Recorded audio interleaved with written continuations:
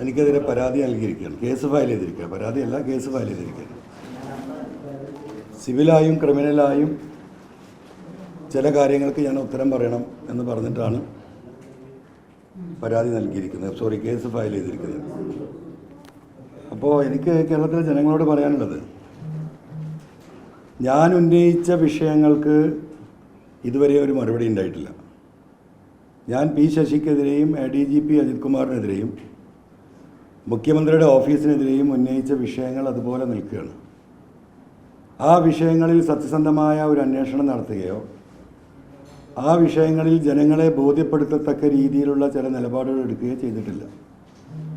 ആകെ ചെയ്തത് പൂരം കലക്കിയ അല്ലെങ്കിൽ പൂരം കലക്കിക്കാൻ നേതൃത്വം നൽകിയ ADGP അജിത് കുമാറിനെ ഒരു കസാരയിൽ നിന്ന് മറ്റൊരു കസാരയിലേക്ക് മാറ്റിയെന്നതാണ്.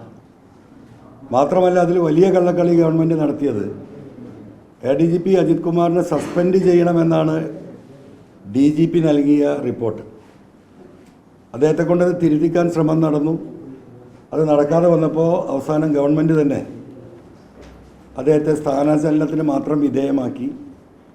DGP കൊടുത്ത റിപ്പോർട്ടിൽ 3 അന്വേഷണം കൂടി പ്രഖ്യാപിച്ചു തൃശ്ശൂർ വിഷയത്തിൽ. അങ്ങനെ ആളുകളെ കണ്ണിൽ പൊടിയിട്ട് നിർത്തുകയാണ്. വലിയ ആവേശത്തോടു കൂടി പറഞ്ഞിരുന്ന CPI ഒന്നും കാണാൻ പോലുമില്ല. കാരണം ഇടതുപക്ഷ കക്ഷികൾ അത് ഏറ്റെടുത്തു. ഒരു വിട്ടുവീഴ്ചയും ഇല്ല എന്ന് പറഞ്ഞ CPIയുടെ സംസ്ഥാന സെക്രട്ടറി അടക്കം ഏത് വഴിക്ക് പോയി എന്ന് കേരളത്തിലെ ജനങ്ങളിപ്പോൾ അന്വേഷിക്കുകയാണ്. അതോടൊപ്പം ഈ സ്വർണ്ണക്കള്ളക്കടത്ത് 150 കേസാണ് പോലീസ് പിടിച്ചതായിട്ട് റെക്കോർഡുള്ളതായിട്ട് മുഖ്യമന്ത്രി പറഞ്ഞത്. ഞാൻ കൊടുത്ത മൊഴിയിൽ അന്ന് പറഞ്ഞത് ഈ 150 പേരിൽ ഒരു 10 പേരെങ്കിലും വിളിച്ചിട്ട് ഇവർ ഈ സ്വർണം എങ്ങനെ കൊണ്ടുവന്നു, എങ്ങനെ എയർപോർട്ട് ക്രോസ് ചെയ്തു, എങ്ങനെ പോലീസ് പിടിച്ചു, എവിടേക്ക് കൊണ്ടുപോയി, എത്രയായിരുന്നു സ്വർണം, എത്രയാണ് കോടതിയിൽ കൊടുത്തത്, ഏത് തട്ടാൻ്റെ അടുത്തായിക്കാണ് പോയത്, ഒരു അന്വേഷണം ഉണ്ടായിട്ടില്ല. പത്രക്കാരായ നിങ്ങളെ തന്നെ കൂട്ടിയിട്ട് ഒഫീഷ്യൽ അപ്രൈസർ എന്ന് പറയുന്ന ഉണ്ണി എന്ന് പറയുന്ന സ്വർണ്ണപ്പണിക്കാരൻ്റെ സ്വത്തുവകകൾ നിങ്ങൾക്കേ കാണിച്ചു തന്നു. 2 വർഷം കൊണ്ടുണ്ടാക്കിയ ഒരന്വേഷണവും നടത്തിയിട്ടില്ല. എയർപോർട്ടിൽ രാത്രി 10 മണിക്ക് ശേഷം എയർപോർട്ട് പരിസരത്തെ കടകൾ തുറക്കാൻ പാടില്ല എന്ന അന്നത്തെ SP സുജിത് ദാസ് എന്ത് നിയമത്തിൻ്റെ അടിസ്ഥാനത്തിലാണ് 2 വർഷക്കാലത്തോളം ആ എയർപോർട്ട് പരിസരത്തെ കടകൾ മുഴുവൻ അടിപ്പിച്ച്, എയർപോർട്ട് നിങ്ങൾക്കറിയാം രാപ്പകൽ 24 മണിക്കൂർ പ്രവർത്തിക്കുന്ന ഒരു സ്ഥാപനമാണ് എയർപോർട്ട്. രാത്രി കാലങ്ങളിൽ നേരം വെളുക്കുന്നവരെ ഫ്ലൈറ്റ് ഉണ്ട്. 100 കണക്കിന് ജോലിക്കാരുടെ വർക്ക് ചെയ്യുന്നുണ്ട്. എക്സ്പോർട്ടിൻ്റെ മുഴുവൻ കാര്യങ്ങളും നടക്കുന്നത് രാത്രിയിലാണ്. ഇവരൊക്കെ പട്ടിണിയിലാക്കുന്ന ഒരു നിലപാടായിരുന്നു എടുത്തിരുന്നത്. ഈ കടകൾ, ഹോട്ടൽസ് ഒക്കെ അടച്ചിരുന്നു. ഒരു അന്വേഷണം ഉണ്ടായിട്ടില്ല. റിദാൻ ബാസിൽ കേസ് ഇന്ന് വരെ ഒന്നും ചെയ്തിട്ടില്ല. മാത്രമല്ല, ഞാൻ കൊടുത്ത പരാതിയുടെ അടിസ്ഥാനത്തിൽ സ്പെഷ്യൽ ഇൻവെസ്റ്റിഗേഷൻ ടീമിൻ്റെ ഭാഗമായിരുന്ന ആ കേസിനെ അട്ടിമറിക്കാൻ അജിത് കുമാറിൻ്റെ നിർദ്ദേശപ്രകാരം കേസ് പുനരന്വേഷണത്തിന് ഇടവണ്ണ പോലീസിൽ അപ്ലിക്കേഷൻ കൊടുത്ത് കോടതിയിൽ നിന്ന് ഒരു പെർമിഷൻ വാങ്ങി അതിനെ അട്ടിമറിച്ചു. മാമി കേസ് ഒരു അഡ്രസ്സും ഇല്ല, ഇപ്പോഴും ഇരുട്ടിൽ തപ്പുകയാണ്. അന്ന് കേസ് ഞാൻ കൊടുത്ത പരാതിയുടെ അടിസ്ഥാനത്തിൽ അന്നത്തെ ക്രൈംബ്രാഞ്ച് SP ആ കേസ് 3 ദിവസമാണ് അന്വേഷിച്ചത്. അദ്ദേഹത്തിൻ്റെ അന്വേഷണത്തിൽ ആ കുടുംബം തൃപ്തരായിരുന്നു. 3-ാമത്തെ ദിവസം അദ്ദേഹത്തെ പോലീസിൽ നിന്ന് തന്നെ മാറ്റി, എക്സൈസ് ഡിപ്പാർട്ട്മെൻറ്റിലേക്ക് മാറ്റി. അതുപോലെ തന്നെ സന്ദീപാനന്ദഗിരി കേസ് അന്വേഷിച്ച് യഥാർത്ഥ പ്രതികളെ അറസ്റ്റ് ചെയ്ത ക്രൈംബ്രാഞ്ച് DYSP കൊടുത്ത റിപ്പോർട്ട് ആദ്യം അന്വേഷിച്ച 4 പോലീസ് ഉദ്യോഗസ്ഥർക്കെതിരെ അവർ തെളിവ് നശിപ്പിക്കാൻ ശ്രമിച്ചിട്ടുണ്ടെന്നും യഥാർത്ഥ പ്രതികളെ രക്ഷിക്കാനുള്ള ശ്രമം നടത്തിയെന്നും CPMൻ്റെ ഉന്നത നേതാവ് കാരായി രാജനെ ഉൾപ്പെടെയുള്ളവരെ ആ കേസിൽ ഉൾപ്പെടുത്താൻ അവരുടെ ഫോൺ റെക്കോർഡുകളടക്കം അവർ ടാപ്പ് ചെയ്തു എന്നുള്ള വിവരത്തിൻ്റെ അടിസ്ഥാനത്തിൽ 4 ആളുകളെ സസ്പെൻഡ് ചെയ്യാൻ യഥാർത്ഥ പ്രതികളെ പിടിച്ച DYSP കൊടുത്ത റിപ്പോർട്ടിനെ കുറിച്ച് ഒരു പരാമർശവുമില്ല. ഒരു കാര്യവും നടന്നിട്ടില്ല. അപ്പോൾ ഇത് വലിയ വിഷയമായി. എവിടെ? ഈ ചേലക്കര തെരഞ്ഞെടുപ്പിൽ DMK പിന്തുണക്കുന്ന സുധീർ വലിയ മുന്നേറ്റം ഉണ്ടാക്കാൻ പോവുകയാണ്. അതിൽ വലിയ വോട്ട് വരുന്നത് CPMൽ നിന്നാണ്. എന്തുകൊണ്ടാണ്? അവിടെ പാർട്ടി സഖാക്കൾ വന്ന നേതാക്കളോട് മുഴുവൻ ചോദിച്ച ചോദ്യം അതാണ്. എന്തുകൊണ്ട് ഈ കാര്യത്തിൽ ഒരു നടപടി ഉണ്ടായില്ല?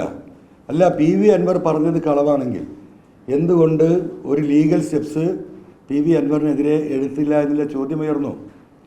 ജനങ്ങൾ ഈ പറഞ്ഞ കാര്യങ്ങൾ മുഴുവൻ ഇപ്പോഴും ചർച്ച ചെയ്യപ്പെടുകയാണ്. അപ്പോൾ അതിൽ നിന്ന് രക്ഷപ്പെടണം. പാലക്കാട് അതിൻ്റെ വലിയ തിരിച്ചടി ഉണ്ടാകാൻ പോവുകയാണ് CPM-നെ സംബന്ധിച്ചിട്ട്. അപ്പോൾ ജനങ്ങളുടെ കണ്ണിൽ പൊടിയിടാൻ വേണ്ടി മാത്രം ഈ പറയുന്ന തലശ്ശേരി കണ്ണൂർ കോടതിയിൽ കൊണ്ടുപോയി കേസ് കൊടുത്തു. ഞങ്ങളിതാ ഒരു സ്റ്റെപ്പ് എടുത്തിരിക്കുന്നു. എന്താണ് ഇദ്ദേഹം പറഞ്ഞത്? പി ശശി എന്താ പറഞ്ഞത്? ഈ തെരഞ്ഞെടുപ്പ് PV അൻവർ ഈ പറയുന്ന കള്ളക്കടത്ത് സംഘങ്ങളുടെ പിന്തുണയോടെയാണ് ഇത് നടത്തുന്നത്. ആരാണ് ഈ കള്ളക്കടത്ത് സംഘങ്ങൾ? അദ്ദേഹം വ്യക്തമാക്കട്ടെ. എന്താ വ്യക്തമാക്കാൻ മടി? PV അൻവറിന് പിന്നിലുള്ള കള്ളക്കടത്ത് സംഘമാരാണ്. ഒരാളെ പേര് പറയട്ടെ എന്ന്. അപ്പോൾ പുകമറ സൃഷ്ടിക്കുക. ഞാൻ അവസാനമായി പറഞ്ഞത് നിങ്ങൾ ഓർക്കുന്നുണ്ടാവും. ഒരു ജുഡീഷ്യൽ അന്വേഷണത്തിന് പോട്ടെ. കേരളത്തിലെ ജനങ്ങളുടെ മനസ്സിൽ ഇത് സംശയമായിരുന്നെങ്കിൽ ഇന്ന് ഉറപ്പിച്ച് നിൽക്കുകയാണ്. മുഖ്യമന്ത്രിയുടെ ഓഫീസ് തന്നെയാണ് ഈ കള്ളക്കടത്തിനും ഈ കൊലപാതകത്തിനും ഈ തിരോധാനത്തിൻ്റെയും പിന്നിൽ എന്ന് മുഖ്യമന്ത്രിയുടെ ഓഫീസാണെന്ന് ഉറപ്പിച്ചിരിക്കുകയാണ്. കാരണം അജിത് കുമാറിന് ഞാൻ എതിരെ പറഞ്ഞ ഈ കാര്യങ്ങൾക്കപ്പുറം നിങ്ങൾക്കടക്കം തെളിവ് വന്നിട്ടുണ്ട്. തിരുവനന്തപുരത്ത് വാങ്ങിയ ഫ്ലാറ്റ് 33,80,000-ന് 2019 ഒരു ഫ്ലാറ്റ് വാങ്ങുന്നു. ഫെബ്രുവരി 19-ാം തീയതി, ഫെബ്രുവരി 28-ാം തീയതി 29-ാം തീയതിയോ അത് 65 ലക്ഷം രൂപക്ക് വിൽക്കുന്നു. രണ്ടിലും ഒരു പൈസ ഒഫീഷ്യലില്ല. Paid by cash. എപ്പോൾ അദ്ദേഹം വാങ്ങുമ്പം അത് വിൽക്കുന്ന സമയത്ത് റിസീവ്ഡ് ബൈ ക്യാഷ്. ഇത്ര വലിയ നിയമവിരുദ്ധ പ്രവർത്തനം നടത്തിയ കൃത്യമായ തെളിവ് ഡോക്യുമെൻറ്റിൻ്റെ അടിസ്ഥാനത്തിൽ ആ ഒരൊറ്റ കാര്യം മതി അജിത് കുമാറിനെ മണിക്കൂർ വെച്ച് സസ്പെൻഡ് ചെയ്യാൻ. ഇപ്പം ഇതിലൊന്നുമില്ല. ഇപ്പം എന്തായി? മുഖ്യമന്ത്രി ആദ്യം പറഞ്ഞ അവിടത്തേക്ക് ഇദ്ദേഹം പോവുകയാണ്. മുഖ്യമന്ത്രി എന്താ പറഞ്ഞത്? ഈ കള്ളക്കടത്ത് സംഘത്തിൻ്റെ പിന്നിൽ ആരോ പ്രവർത്തിക്കുന്നുണ്ട്, പോലീസിൻ്റെ നടപടി അവർക്ക് ബുദ്ധിമുട്ടുണ്ടാക്കുന്നുണ്ട്. പത്രക്കാരായ നിങ്ങളുടെ ചോദ്യം അത് ആരാണ്? അൻവറാണോ? അത് എനിക്കറിയില്ല. അതേ എന്താ പറയുക പൊസിഷനിൽ നിന്നുകൊണ്ട് തന്നെ ഇപ്പോൾ കണ്ണിൽ പൊടിയിടാനുള്ളൊരു പരാതിയാണ്. ഇത് കേരളത്തിലെ ജനങ്ങൾ തിരിച്ചറിയും.